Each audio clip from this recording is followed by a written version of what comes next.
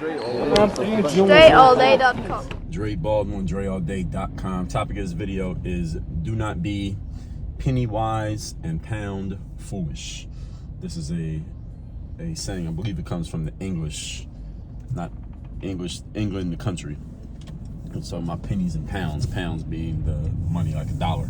Penny wise and dollar foolish doesn't ring the same way. The whole point is about people trying as hard as they can to save a buck, save a dollar on any type of investment that you're making into yourself, your business, your family, whatever. And in the process of you doing everything to save on the money that you spend, you actually make the situation worse because you're trying to go cheap on yourself. So there are so many examples of this, but one that I just thought of, actually I call myself on this because I was in Vegas and I flew back to, I live here in Miami, but I flew into Fort Lauderdale Airport instead of Miami Airport simply because the flights available in Miami and Fort Lauderdale are like 30 to 40 minutes away from each other, depending on traffic, by the way, in case you didn't know that. So I'm flying into Miami, but they didn't really have any good flights that I like as far as the times and the prices to Miami. So instead I got a flight into Fort Lauderdale and I saved like, how much was that ticket? It was probably about $200, about $200 difference between the flight to Fort Lauderdale and the flight to Miami. And I figured, all right, well, I'll just take an Uber, as I usually do. I'll take an Uber from Fort Lauderdale Airport, which is a lot longer drive than flying from Miami Airport. So I do that and I get to Fort Lauderdale, and the damn Uber to get back from Fort Lauderdale Airport to Miami at this particular time of day. And by the way, I did get a SUV, so it wasn't like the cheapest Uber that was available as a caveat, but I would have got an SUV coming from Miami, would have been cheaper. The Uber was $70, 70 is what I paid to drive back. Now, had I taken that same car from Miami Airport, the Uber would have been like $25 just because of the difference. Now, the difference in distance. And the whole point is I had to tell myself, like, all right, I'm not flying into Fort Lauderdale Airport anymore unless I have somebody coming to pick me up and they'll meet me there and it makes sense. But if I don't have somebody coming to pick me up, I'm not flying into Fort Lauderdale Airport anymore unless I live closer to Fort Lauderdale Airport. And the whole point is I was just trying to save a couple dollars. What I ended up doing, let's say it was $200 difference on the flight ticket. I gave 100 of that back basically with the Uber, and then my time, which is the most important thing, more important than the money, the time it took for me to have to go from Fort Lauderdale to Miami more than eclipsed what I saved in money on the ticket. So I should have just flew into Miami and spent more on the damn ticket. And this is also something the person I was seated next to on this flight, we were talking about flight classes and stuff like that. And I was telling them, anytime that you can, you should invest in sitting in first class. This person was saying that they had never sat in first class before. And I said, man, I fly first class. If I can't get a first class ticket, usually I don't fly. Unless it's like an emergency and there are no other tickets, I have to take something less than first class, I take it. And I'm not telling y'all that to impress you, but to impress upon you that if you've never done it before, you should do it, because once you do it, you're gonna see it, you're gonna be like, damn, I wish I'd been doing this before. So my dad, for example, he's over 60 years old, 60 years of age, and he had never flown first class till like he had retired from working and all this stuff. So I guess he had some extra cash. So he decided one time he was flying, I forget where he went, but he was flying, it might've been down here to visit me, him and my mother, and they flew first class. And my dad was asking me, he's like, did you ever fly first class? And I said, yeah, I fly first class all the time. He's like, man, I had never flown first class. Because in his work, he didn't have to fly, so he didn't really fly that often. He was like, man, I'm never flying anything less than first class ever again. And he was just talking about how nice it was. Like, the seats are nicer. And I was telling the person I was sitting next to on my flight, like, the seats are nicer here. You get 2 seats instead of 3 seats. They feed you food. There's one flight attendant who tends to the whole area. They give you food, they give you drinks. You don't have to pay for any of it. It all comes with it, and you just get a better experience. You get actual hospitality when you're sitting in the first class section. Now, does the first class ticket cost more? Yes, it does. So that price, first of all, you're getting the stuff. If you want to nickel and dime, you want to add up the money, how much it costs and all that stuff, well, just take more snacks, get more drinks if you want to do it that way. But that's not really the point, because again, you're talking about dollars and cents. That's not really what it is about. That's one part of it. The other part is, who are the people that you're going to meet sitting in first class? Guaranteed they're different than the people you meet sitting in coach. And I'm just using flying as an example. I'm going to give you a few more examples.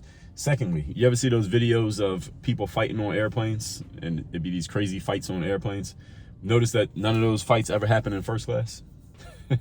See, you usually don't get people acting crazy and like they ain't got no sense and fighting in first class, because for there to be a fight in first class, that means two people got to be out of control. If for there to be a fight in coach, you need two people out of control. The thing is, in coach, let's just say there are 300 seats on a plane. All right, first class, all y'all been on a plane before. You know you got to walk past first class to get to coach. On most planes, some planes they got the first class is like you go left or you go right. But the first class section in most of the flights, domestic flights in the United States, first class section is usually somewhere between 8 and no, it's usually bigger than 8. Even somewhere between 16 and maybe 20 seats ish, something like that. The coach section is like 1 to 300 seats. So it's a much better chance that you get two people who ain't got no sense amongst 300 people than it is amongst 25 people. And people who spent less money than the people who spent more money for the experience. Because again, we're going to get to the same place, right? If I'm flying from New York to Vegas, I'm going to get to Vegas whether I sit in the back of the plane or the front of the plane. But I'll spend the extra money for the experience. So it's the type of people that I'm going to meet. It's the food and all that. It's the comfort of the flight. It's also, you start to build a relationship with that company. So if you are a person who flies a good amount of times, let's say you fly 3 times a year. Let's just say 3 times a year or more round trip. It's worth it to start building a relationship with the airline that you normally fly. Given that you live in one place, that you're probably going to be flying the same airline over and over again every time. So I live in Miami, so most of the time I fly American Airlines because American Airlines has a big hub of their business is in Miami. And they have another hub in Dallas, for example. So anybody who lives in Dallas, American Airlines, they basically service the whole country from Dallas. Whereas other airlines don't fly as frequently out of certain airports. So I like Delta. I've flown them a few times, but Delta doesn't have a hub in Miami. Their hub is, I know one of Delta's hubs is in Atlanta. So anytime I'm in Atlanta, there's a lot of Delta options to choose from because Delta does a lot of their flying based out of that area. And you look at another airline like Southwest, for example, you hardly ever see an option for flying Southwest out of Miami because they don't really service Miami like that. They're more like Southwest. So anyway, I'm just using that as an example. The point is, you start to build a relationship with an airline. So I have a relationship with American Airlines. Or if you use credit cards, I have a relationship with American Express. You want to have relationships with these companies because over time, you'll start to get more perks. They'll give you rewards for spending money. Same thing as if you're in Vegas and you spend a lot of money at the casinos. They know who you are. And they're going to start treating you. They're going to comp you. They're going to give you rooms. They're going to give you food. They're going to give you tickets to a show. Why? Because they know you're a person who spends money. You're helping their business. They're going to help your business and give you stuff back. This is the reason why you spend more. Give you another example. I'm just using flying as an example here. But I was talking to a guy a few weeks ago, and I'm not even going to identify this person too much. This person was looking for coaching, right? They were interested in coaching. They get on a call with me. We talk. They definitely need the coaching. They knew that they wanted the coaching. We go through the whole conversation. I quote this guy a number. All right, this is what it's going to cost to work for me. This is what you're going to get. This is how it's going to go. This is when we start. This is when it ends, et cetera, et cetera. I get this guy all the information.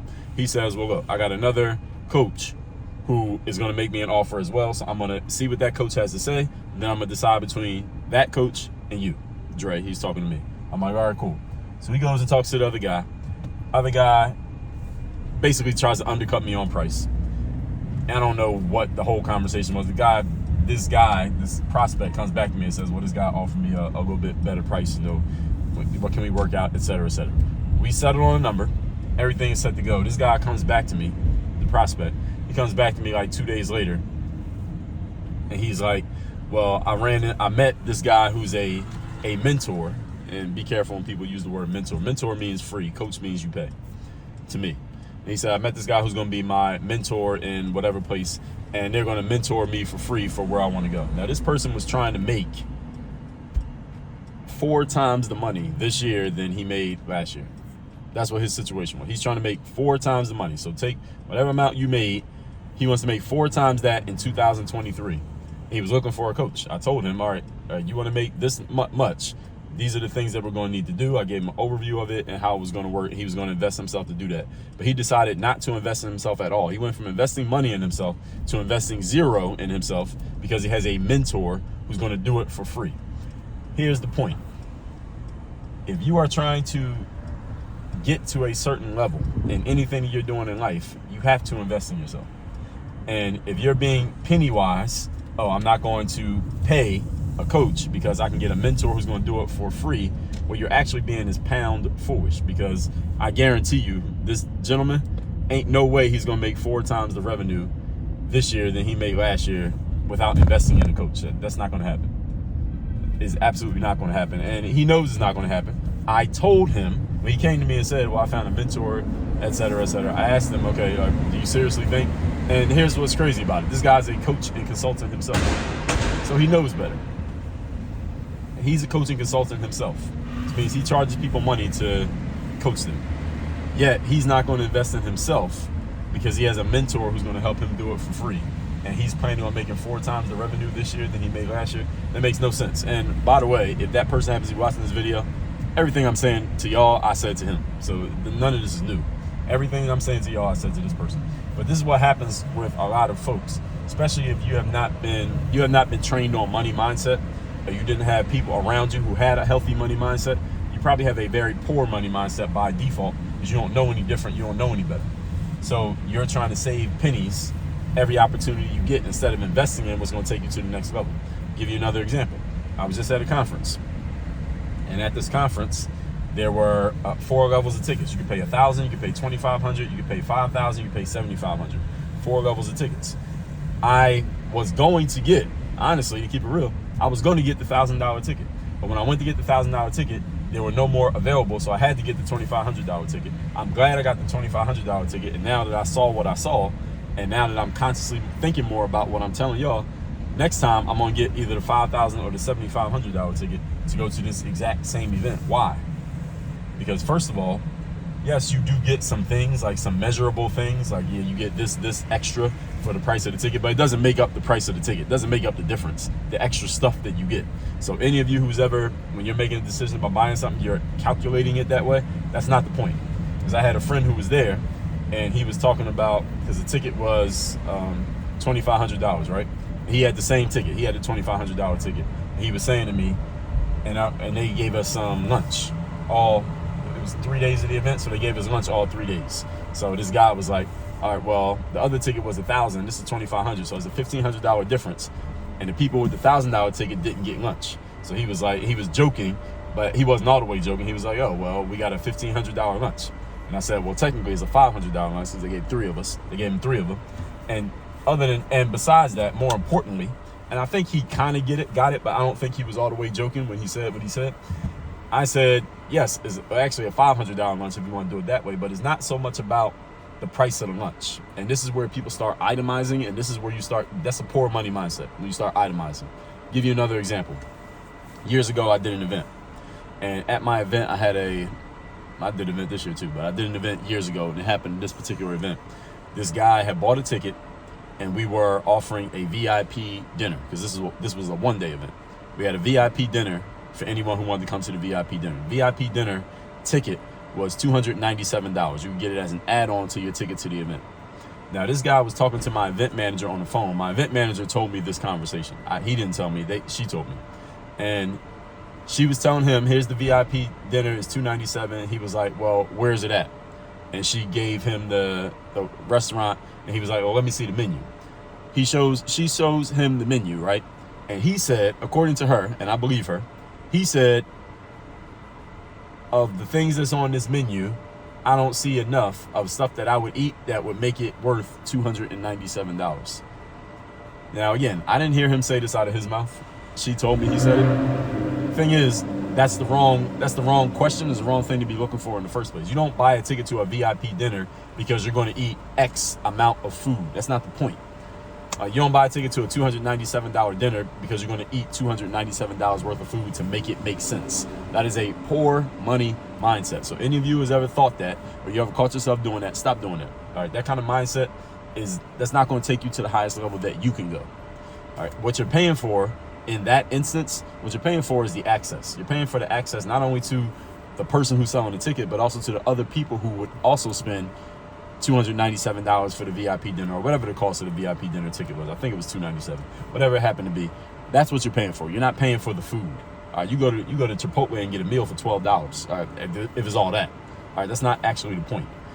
The reason why this event that I just mentioned, I previously mentioned, conference. So next time I go to this conference, I'm gonna get the $5,000 ticket or the $7,500 ticket or maybe the $10,000 ticket.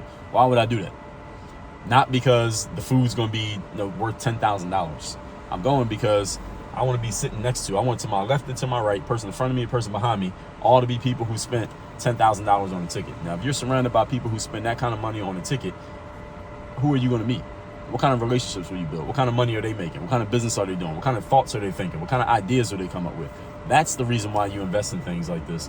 It's not because, oh, well, this costs this much and this costs this much. If you got someone making you an offer that says, all right, give me $10,000, let's say. Another person says, well, I'll do it for free. All right, which one do you think is going to take you further? Just based on that, without knowing anything, which one do you think is going to take you further? The person who's going to do it for free or the person who's going to charge you for it? Which one is going to get more commitment out of you? A $10,000 investment or an investment of zero? Which one do you think is going to attract more money to you? An investment of zero or an investment of $10,000? So if you think of it that way, then you understand what I mean when I say not being penny wise and pound foolish. A lot of people become experts when it comes to saving $1 here, a quarter there, a nickel there. But when it comes to investing in yourself so you can take yourself to another level, all of a sudden, people are making these, you're making value judgments based on nickels and dimes. And if you make judgments and you think in terms of nickels and dimes, life returns to you nickels and dimes. That's the way that it works. So if you want to go to another level, you got to take that ceiling off of your brain, take that lid off of your brain about, I can't invest this much in this because it's not worth that, or I'm not going to eat this much food, or the lunch costs $1,500. No. It's the connections. And to go further on this point, and I'll go further on this in other videos, if you're going to invest in getting into a space and spend more money so you can get around other people, engage with those other people. All right, don't spend the money and then go there and not talk to anybody. And I had a friend at this event, the person who made the comment about the $1,500 lunch. He wasn't really engaging with other people. He wasn't engaging and talking to and meeting other people. When I go to a conference, I go to a conference to meet the people. And I'm shaking hands. I met, like the last day of this event, I met like 100 people in one day. That's how many hands I shook, how many pictures I took, how many people I talked to, how many new numbers I had in my phone, and followed up with everybody after the event was over, by the way.